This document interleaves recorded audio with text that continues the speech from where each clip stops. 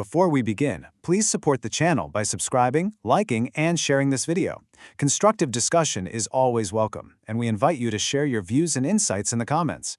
The calm before the storm, market volatility, corporate earnings, and hidden bond strategies. This video presents a direct informational narration of the source document.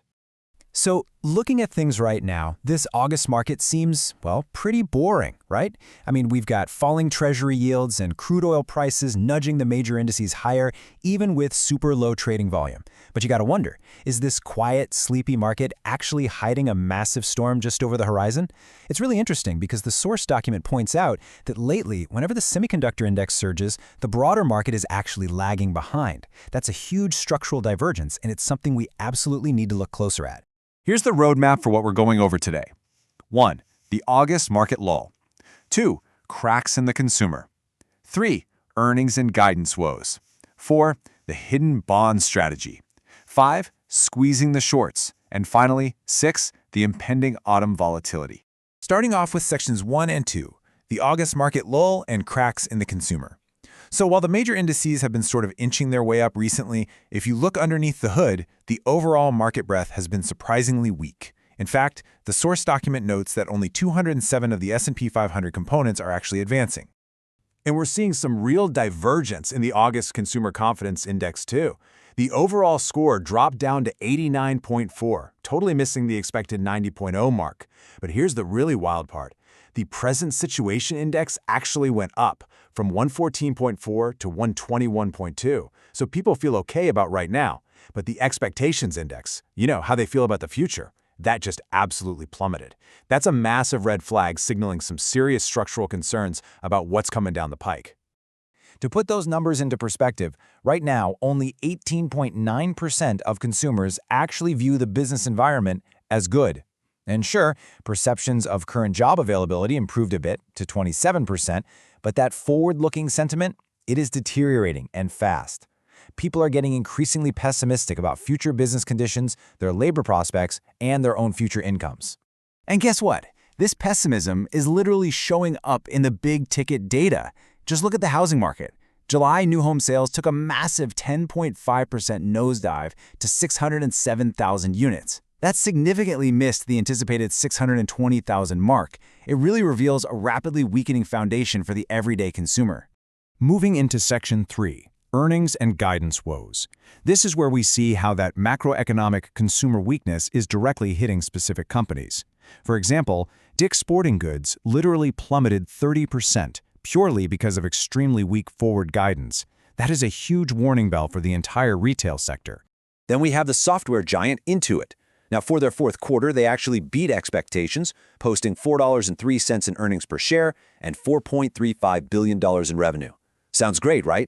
But look at their fiscal year 27 guidance. It completely fell off a cliff. They projected unexpectedly weak guidance of $22.88 to $23.12 EPS, which falls way below the $27.34 expectation. So why the sudden drop in guidance? Well, it comes down to corporate strategy. Intuit's CEO is cutting software prices to aggressively maintain market competitiveness, but doing that completely squeezes your profit margins. Combine that with excluding $5.81 in stock-based compensation from their earnings, and their full-year revenue growth is projected to slow down to just 9 to 10%. This broader weakness is really forcing consumer discretionary stocks to struggle just to survive right now. Nike, for instance, is desperately trying to defend a highly fragile $38.40 level. Meanwhile, Lululemon is staring down a recessionary fiscal year, struggling under massive overhead resistance, sitting right above $118. All right, on to sections 4 and 5, the hidden bond strategy and squeezing the shorts. We're going to shift our focus over to the debt markets. The recent drop we've seen in the 10-year and 30-year Treasury yields might actually be tied to Goldman Sachs' theory regarding Treasury buybacks under Scott Bessent.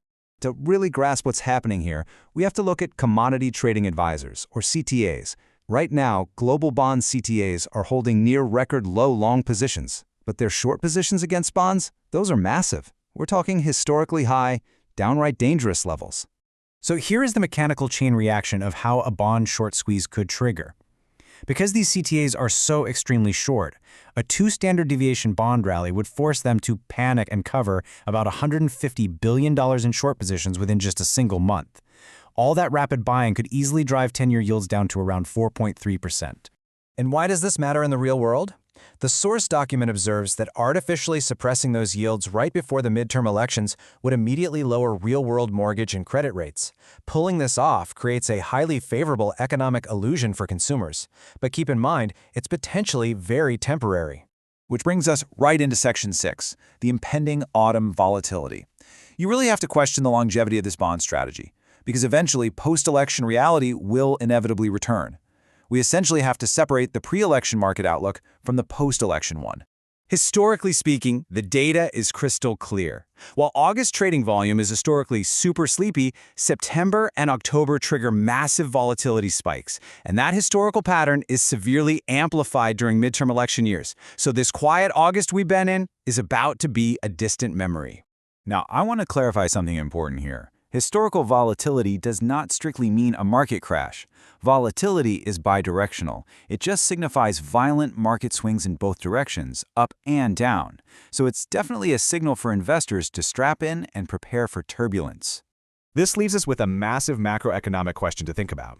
If these treasury buybacks and short squeezes are only offering a short-term fix to lower rates and boost sentiment right now, what exactly happens to the broader macroeconomic picture when the underlying economic realities inevitably return once those midterm elections conclude?